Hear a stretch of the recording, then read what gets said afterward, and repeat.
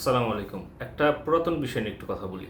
আমরা হয়তোবা ট্রাম্পের যেই ট্যারিফ পলিসি এটা নিয়ে অনেকেই অনেক আলোচনা সমালোচনা অনেক কিছু হয়েছে। এটা একটু ডিসকাস করা দরকার। আ ট্রাম্প তার ওয়ে অফ ডুইং থিংস অনেকটাই মোর অ্যাসার্টিভ এবং অনেক বেশি I would say aggressive as well. So সে যেটা করলো সেটা হলো যে একটা ঘোষণা দিল যে ভাই এই দেশগুলোর উপরে আমি ট্যারিফ ইম্পোজ করব, মিনিমাম 10% থেকে শুরু করে উপরে যাবে। বাংলাদেশও এটাতে 37% যেই আমাদের ট্যারিফ ইম্পোজ করছিল, এখন 3 মাসের জন্য সেটা স্থগিত আছে। 3 মাস পরে সেটা কী হবে সেটা একটা আলোচনার বিষয়। কিন্তু ওদিকে যাওয়ার আগে আমি একটু ডিসকাস করতে চাই যে আদৌ কি ট্যারিফটা আমেরিকার জন্য হেল্পফুল হবে কি না। এখন এটা একটু বলে রাখা ভালো যে ট্রাম্প কেন এই ট্যারিফটা দিচ্ছে বা ও কি রেশনালটা দিচ্ছে। প্রথম রেশনালটা সে যেটা বলতেছে যে ভাই আমেরিকার মার্কেটে তো দুনিয়ার মানুষ সবাই বাণিজ্য করতেছে, সব কিন্তু আমাদের প্রোডাক্ট কিনতেছে না, তার মানে আমাদেরকে এখানে ক্ষতিগ্রস্ত করে লুটপাট করা হচ্ছে। এটা হলো তার একটা বড় মানে লজিক, যেটার কারণে সে এটাকে রেশনালাইজ করতেছে। 2 নম্বর জিনিসটা সে বলছে যে ভাই সব দেশে তাদের ইন্ডাস্ট্রিজ আছে, ফ্যাক্টরিজ আছে, আমাদের তো ম্যানুফ্যাকচারিং ফ্যাক্টরিজ কমে যাচ্ছে, আমরা তো দেখা যাচ্ছে যে সব বাইরে থেকে এনে এনে এনে আমাদের কাজ চালাচ্ছি। তো এতে তো আমাদের এমপ্লয়মেন্ট জেনারেশন হচ্ছে না, আমাদের ম্যানুফ্যাকচারিং সেক্টরস গ্রো করতেছে না, উল্টা শ্রিঙ্ক করতেছে। এটা তো করতে দেওয়া যাবে না, এবং আমাদের ওভারঅল ইকোনমি অনেক বেশি ডিপেন্ডেন্ট হয়ে যাচ্ছে অন ফরেন কান্ট্রিজ। অতএব এগুলো করা যাবে না। মেক আমেরিকা গ্রেট অ্যাগেন মানেই হলো ভাই আমেরিকাকে আরও অনেক ভালো বানাও এবং আমেরিকাকে স্বনির্ভর করো, ম্যানুফ্যাকচারিংকে নিয়ে আসো এবং ট্রেড ব্যালেন্সটাকে কমায় নিয়ে আসো। এখন এটা একটু বুঝতে হবে যে দিস ইজ ট্রু যে আমেরিকা বহুত জিনিস বাইরে থেকে আনে, গাড়ি হোক, বিভিন্ন র মেটেরিয়ালস হোক, অনেক কিছু তারা আনে। অফকোর্স তারা এক্সপোর্টও করে, নো ডাউট। এখন যেটা হয়েছে যে তাদের অনেক কান্ট্রির সাথেই তাদের ট্রেড ডেফিসিট আছে, যেখানে তারা ইম্পোর্ট করে বেশি কিন্তু এক্সপোর্ট করে কম, এবং সেখানেই চাচ্ছে ট্যারিফটা বসে ট্রাম্প চাচ্ছে যে এখানে একটা ব্যালেন্স করার জন্য। এখন the way he is doing it, এটা হয়তো বা ডাজন্ট মেক সেন্স। সেই ট্যারিফ ইম্পোজ করে যেভাবে সেই ট্রেড ইমব্যালেন্সটাকে সে ব্যালেন্স করার চেষ্টা করতেছে, but that's a different discussion.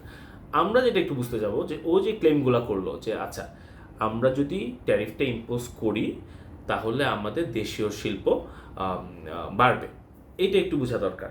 এখন এখানে 2-3টা প্রবলেম আছে। একটা প্রবলেম হলো আপনি যদি আজকে আমি ট্যারিফ ইম্পোজ করি, ইটস ভেরি আনলাইকলি যে আমার কালকে থেকে একটা ইন্ডাস্ট্রি গ্রো করবে। ফর এক্সাম্পল বাংলাদেশ থেকে ইউএসএ আমাদের আরএমজি নেয়।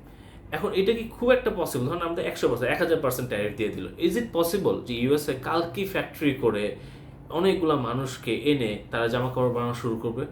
রিয়েলিস্টিক্যালি কি এটা পসিবলই না। কারণ ওদের এখানে যে ওয়েজ দিতে পারবে না এত, তখন একটা শার্টের যে দাম হবে সেটা শার্ট পরতে পারবে না।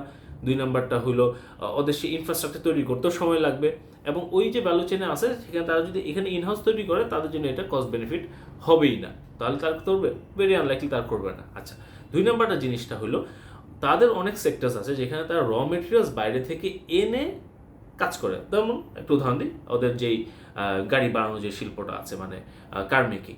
এখন তারা কী করে? তারা তো বিভিন্ন ধরনের র মেটেরিয়ালস চায়না থেকে আনে, বিভিন্ন জায়গা থেকে আনে। স্টিল যেরকম তারা বিভিন্ন জায়গা থেকে আনে, অ্যালুমিনিয়াম তারা বিভিন্ন জায়গা থেকে আনে। এখন এগুলোর উপরে যদি আমি ট্যারিফ ইম্পোজ করি তাহলে তো আমার কস্ট অফ দিস প্রোডাক্টস বেড়ে যাবে, এবং ওটার কারণে আমার গাড়ির দাম বেড়ে যাবে। ওটা যখন আমি আবার এক্সপোর্ট করতে যাবো অন্য দেশে, তখন কম্পারেটিভলি ওই গাড়িটার দাম আরও বেশি হবে। তখন কি ওইটার ডিমান্ড থাকবে? তখন তো থাকবে না। সো এইটাও খুব একটা যে কাজ করে, নট নেসেসারিলি। আচ্ছা, আরেকটা জিনিস হলো সে বলছে যে এটার মাধ্যমে ইকোনমিটা গ্রো করবে, কিন্তু আসলেই করবে কি না এটা একটা চিন্তা করার বিষয়। এখানে কিন্তু ইনফ্লেশন হওয়ার চান্সেস আর প্রিটি হাই। কারণ কি, যখন ট্যারিফটা ইম্পোজ করবে তখন কিন্তু যেই কমোডিটিগুলো ইম্পোর্ট করা হচ্ছিল সেগুলোর কিন্তু ডোমেস্টিক দাম কমতেছে না, সেগুলো কিন্তু বাড়তেছে। কারণ এটা বুঝতে হবে ট্যারিফটা কিন্তু এক ধরনের ট্যাক্স। ট্যাক্সটা দিচ্ছে কারা? ওই দেশের মানুষ, মানে আমেরিকান সিটিজেনরা দিবে। সো যদিও আমি ইম্পোজ করতেছি on the other countries, but যখনই ইউএসের ইম্পোর্টাররা ওই প্রোডাক্টটাকে ইম্পোর্ট করবে তখন তাকে সেই ট্যারিফের টাকাটা সরকারকে দিয়ে বলতে হবে এই পণ্যটা এখন আমাকে দাও।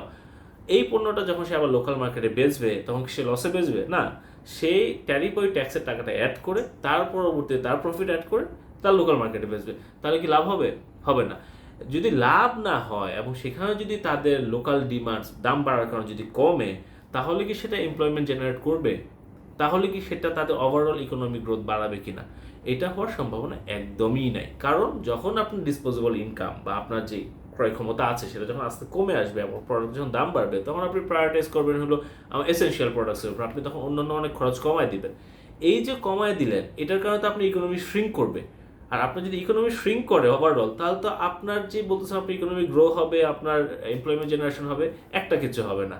সো ইটস ভেরি আনলাইকলি যে এটার কারণে আমেরিকা খুব সহজেই বড় ধরনের একটা লাভ করবে। আচ্ছা, আরেকটা জিনিস যেটা একটু বলা দরকার, সেটা হলো বিদেশি পণ্যের যে নির্ভরতা, যে ইস্যুটা এটা বলছে।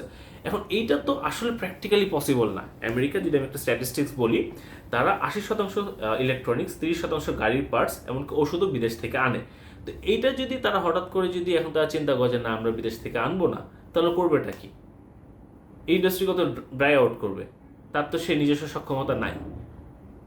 অর্থাৎ হুট করেই ট্যারিফ দিলেই যে তার বিদেশি পণ্য নির্ভরতা কমে যাবে, এটা শর্ট টার্মে তো পসিবলই না। লঙ্গার টার্মে কতটুকু ফিজিবল, এটা একটু দেখা দরকার। এখানে আরেকটা ইম্পর্টেন্ট জিনিস হলো যে how things are developed across the value chain. এটা মনে রাখতে হবে যে একটা দেশ কিন্তু সব কিছু নিজেরা করতে পারে না, তার অন্যদের উপর ডিপেন্ড করতেই হবে। আর যদি করতেই হয়, সেইখানে সবচেয়ে ইম্পর্টেন্ট জিনিস হলো যাতে করে একটা ব্যালেন্স থাকে।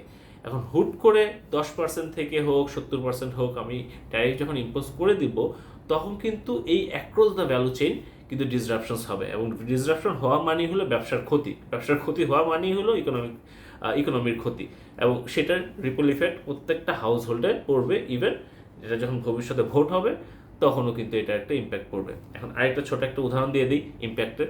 যখনই ট্রাম্প এই ধরনের অ্যানাউন্সমেন্টটা দিল, তখন কি হলো? শেয়ার মার্কেট ড্রপ করলো, অয়েল প্রাইস ড্রপ করলো। বলেন তো কেন? একটা বড় কারণ হলো তারা দেখতেছে যে আচ্ছা, যদি ট্যারিফ ইম্পোস্ট এটা যদি এফেক্টটা চলে আসে, তাহলে গ্লোবাল ডিমান্ড কমে যাবে, প্রাইসেস বেড়ে যাবে, মানুষজন খরচ কম করবে, ইকোনমি শ্রিঙ্ক করবে। অতএব পটেনশিয়াল যে কমোডিটিস যেগুলো মানে যারা এনলিস্টেড কোম্পানিজগুলো আছে, তাদের হয়তোবা প্রফিট মার্জিন বা প্রফিট করার যে সম্ভাবনা সেটা কমে আসবে, তখন শেয়ার প্রাইসগুলো পড়ে গেল। অয়েল প্রোডাকশনসও কমে গেল বা দাম কমে গেল। কারণ হলো এই অয়েলের তার পটেনশিয়াল চিন্তা করছে যে যদি ইন্ডাস্ট্রিজগুলো যদি এনাফ অয়েল পারচেস না করে, বিকজ তাদের একটা স্লো ডাউন হবে, তাহলে তো আমার অয়েলের যে এখন এক্সিস্টিং প্রাইস আছে বা মানে সাপ্লাই আছে, সেটা তুলনাতে ওই ডিমান্ডটা থাকবে না, অতএব অয়েল প্রাইসও ড্রপ করলো। সো ওভারঅল যদি চিন্তা করি, আমার কাছে মনে হয় যে এটা একটা strategic move. It can potentially be as stunt as well, অথবা আমেরিকার যে মানে গ্লোবাল পাওয়ার সেটাকে এস্টাবলিশ করার একটা ওয়ে হইতে পারে। বাট ইকোনমিক ওয়েতে লং টার্ম সাস্টেনেবিলিটির ক্ষেত্রে is very very unlikely that they will continue, because it will hurt them more. Cumulatively সব ইকোনমিজ এটা হার্ট করবে, বাট আই উড আর্গু যে এটা ইউএসএর ইকোনমিকেই সবচেয়ে বেশি হার্ট করবে, অ্যান্ড ইটস ভেরি আনলাইকলি যে এটা লম্বা সময় ধরে কন্টিনিউ করবে। আপনাদের মতামত জানাবেন।